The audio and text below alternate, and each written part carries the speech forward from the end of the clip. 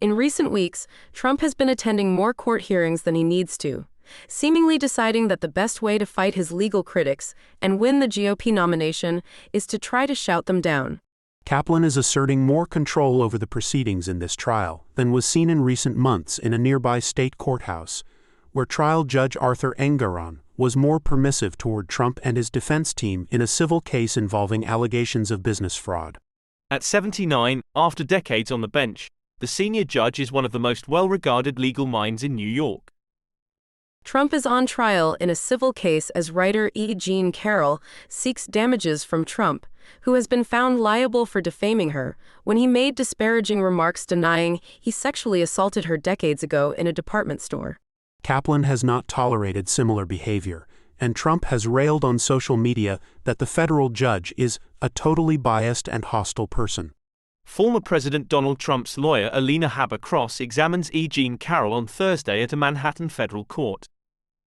In addition to her legal role, Habba serves as a publicist for Trump.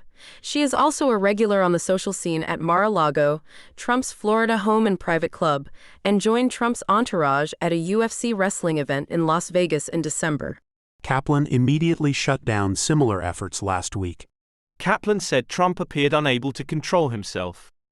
One exchange, about a defunct New York restaurant, sounded more like a scene from a Marx Brothers movie than a Law and Order episode. Robert Katzberg, a veteran New York white-collar criminal defense lawyer, said Kaplan is the worst possible draw for Trump, not because of any personal or political bias, but because of the type of judge he is. Kaplan's history with contempt is unique among the federal judiciary. In 2019, Kaplan sought to persuade federal prosecutors to charge a lawyer, Stephen Donziger, with criminal contempt of court after he refused to give access to his communications. Even if you had the most pro-Trump judge in America overseeing the trial, Donald Trump should not testify. Multiply that by 1,000,000 with Lewis Kaplan on the bench, he said. When prosecutors declined, the judge took the rare step of appointing a private law firm to prosecute Donziger. The attorney was ultimately convicted and served 45 days in jail after already having spent more than 2 years under house arrest. Trump has claimed he intends to testify in the case on Monday, which would likely produce a dramatic courtroom showdown. But it's unclear if Trump will really show up. For one thing, he has made similar claims in the past and then not appeared. For another, Tuesday happens to be the day of the New Hampshire primary, and Trump is again running for president. At the Carroll trial, Habba has repeatedly incurred the wrath of Kaplan for, among other things, not knowing or quickly forgetting how to question a witness or refer to exhibits. "Let's just get this clear for both sides right now," he said. "The first lawyer who says anything when a witness is on the stand says everything there is to be said for that side. This is not a tag team lawyering." "Not.